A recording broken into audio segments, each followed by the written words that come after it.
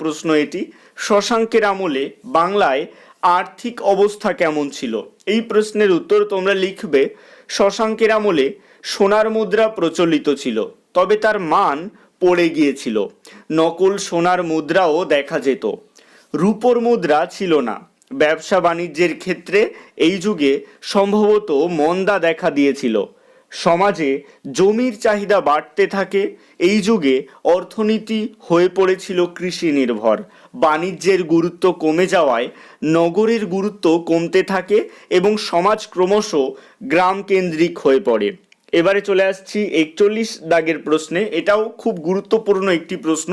শশাঙ্ক কি বৌদ্ধ বিদ্বেষী ছিল? বা এই প্রশ্নটা ঘুরিয়ে এভাবেও আসতে পারে যে শশাঙ্কের সঙ্গে বৌদ্ধদের সম্পর্ক কেমন ছিল? এই প্রশ্নের উত্তর তোমরা লিখবে, খুব সহজভাবে এর উত্তরটি তৈরি করা হয়েছে। লিখবে শশাঙ্ক নিজে ছিলেন শৈব বা শিবের উপাসক। কিছু গ্রন্থে শশাঙ্ককে বৌদ্ধ বিদ্বেষী বলে উল্লেখ করা হয়। তার বিরুদ্ধে অভিযোগ করা হয় তিনি নাকি বৌদ্ধ ভিক্ষুদের হত্যা করেছিলেন এবং বৌদ্ধদের পবিত্র স্মারক ধ্বংস করেছিলেন।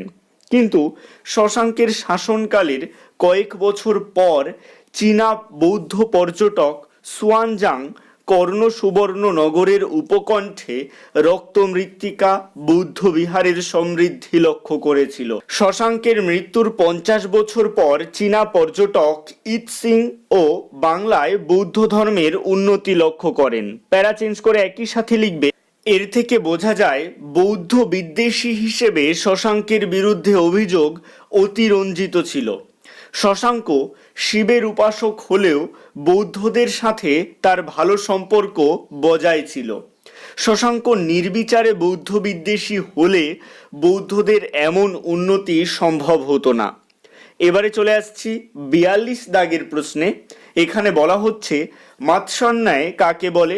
এই প্রশ্নের উত্তর তোমরা লিখবে মাৎসন্যায় বলতে দেশের অরাজকতা বা স্থায়ী রাজার অভাবকে বোঝানো হয়। পুকুরের বড় মাছ যেমন ছোট মাছকে খেয়ে ফেলে অরাজকতার সময়, তেমনি শক্তিশালী লোক দুর্বল লোকের ওপর অত্যাচার করে। প্যারা চেঞ্জ করে একই সাথে লিখবে শশাঙ্কের মৃত্যুর পর বাংলায় মাৎসন্যায়ের পরিবেশ সৃষ্টি হয়েছিল। শশাঙ্ক কোনো স্থায়ী রাজবংশ তৈরি করে যেতে পারেনি। তাই এই যুগে ক্ষত্রিয়, সম্ভ্রান্ত লোক, ব্রাহ্মণ এবং বণিকেরা নিজেদের ইচ্ছে মতো নিজের এলাকা শাসন করত। এবারে চলে আসছি 43 দাগের প্রশ্নে। এখানে বলা হচ্ছে পাল রাজত্ব কবে শুরু হয়? এই প্রশ্নের উত্তর তোমরা লিখবে আনুমানিক 750 খ্রিস্টাব্দে। 44 দাগের প্রশ্ন, পাল বংশের প্রথম রাজা বা পাল বংশের প্রতিষ্ঠাতাকে?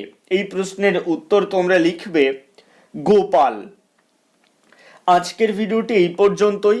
আজকের ভিডিওটিতে মূলত 13 নং পৃষ্ঠা পর্যন্ত যে সমস্ত গুরুত্বপূর্ণ প্রশ্ন রয়েছে সেগুলির উত্তর করিয়ে দিয়েছি। পরবর্তী পার্টির ভিডিওতে আমি এই অধ্যায়ের পরবর্তী পৃষ্ঠাগুলির গুরুত্বপূর্ণ প্রশ্নের উত্তর নিয়ে আলোচনা করব। আজকের ভিডিওটি কেমন লাগলো অবশ্যই কমেন্টের মাধ্যমে জানিও। ভালো লাগলে লাইক করো এবং একই ক্লাসের বন্ধুদের সাথে ভিডিওটি শেয়ার করতে ভুলো না। ভালো থেকো, সুস্থ থেকো সকলে, আর অবশ্যই RS বেঙ্গলি ক্লাসরুম এই চ্যানেলটির সাথে থেকো। সবশেষে একটাই রিকোয়েস্ট, এখনও পর্যন্ত যারা আমার চ্যানেলটিকে সাবস্ক্রাইব করে উঠতে পারেনি তারা অবশ্যই RS বেঙ্গলি ক্লাসরুম এই চ্যানেলটিকে সাবস্ক্রাইব করুন আর পাশে থাকা বেল আইকনটিকে প্রেস করুন নতুন ভিডিওর আপডেট সবার আগে পেতে।